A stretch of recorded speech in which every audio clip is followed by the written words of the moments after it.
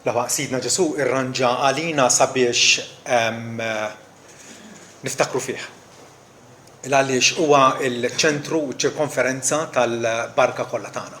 Il-fatt li Ġesu kien lest li jumilja lil nnifsu u warrab id-dinjità u l-majestà tiegħu sabiex jixtrina lih innifsu u jakkwistana bħala poplu miksub għal Alla hija lilin mill-fehma tagħna. Ma nistgħux nibdew biex nifhmu il-manjitudni, l-infinità tal-imħabba li Alla wera f'wirja fenomenali fuq il-Kalvarju. Appuntu biex jiksibna aħna li konna edewwa despikabbli tiegħu, nies li mardux nafu bih, Alla tagħna qalb ġdida sabiex narfu il-rikkezzi li hemm miġbura f'Ġesu Kristu. Għallu bir-raġun li aħna kull bidu ta' kull ġimgħa inħarsu lejn dawn l-elementi u naraw fihom sinifikat speċjali. Il-ħobs li jirrappreżenta il-ġisem ta' Ġesu moti għalina u l-imbit jirrappreżenta d-demm mxerred li bih aħna miftija. Bir-raġun Ġesu qal ħudu kulu għamlu dan b'tifkira tiegħi sabiex il-konċentrazzjoni ta' qalbna tkun propjament fuq. Però issa Ġesu esiġa li niftakru f'żewġ persuni oħra.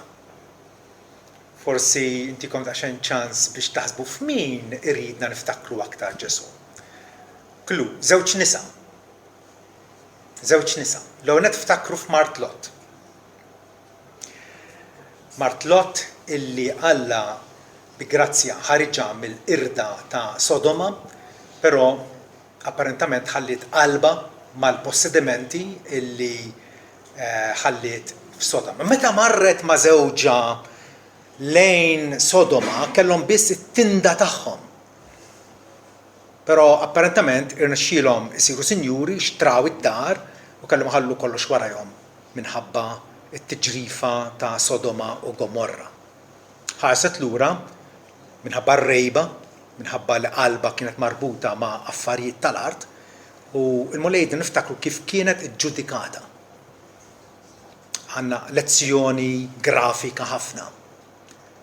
Però ftakru f'mar oħra jgħidilna Ġesu. Ftit jiem qabel sofra għalina.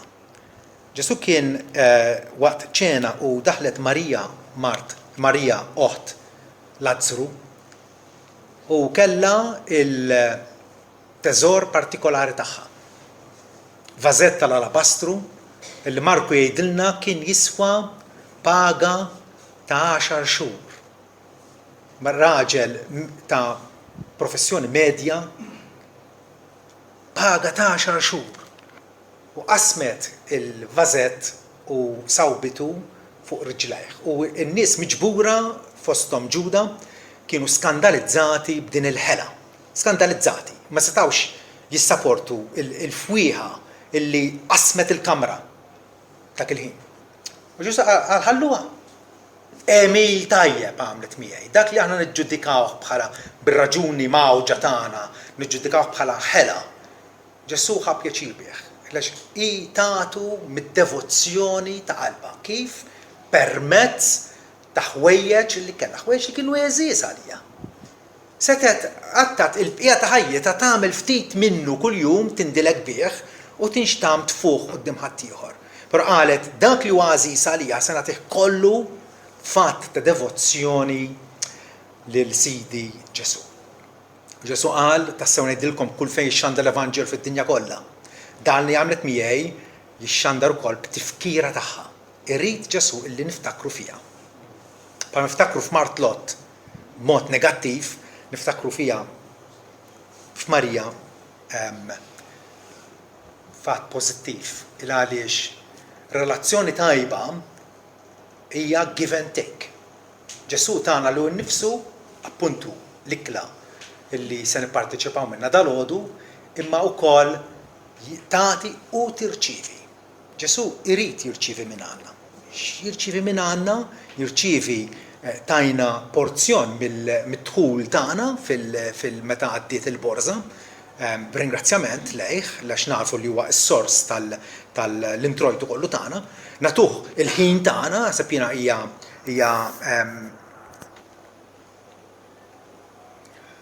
għatt ta' ingratitudni meta jagħtik 172 siegħa fil-ġimgħa u m'intix kapaċi tkun dixxiplinat li tqassam il-timetable tiegħek tal-mod maniera illi ma tfallix mix-xirka tal-qaddisin tiegħu.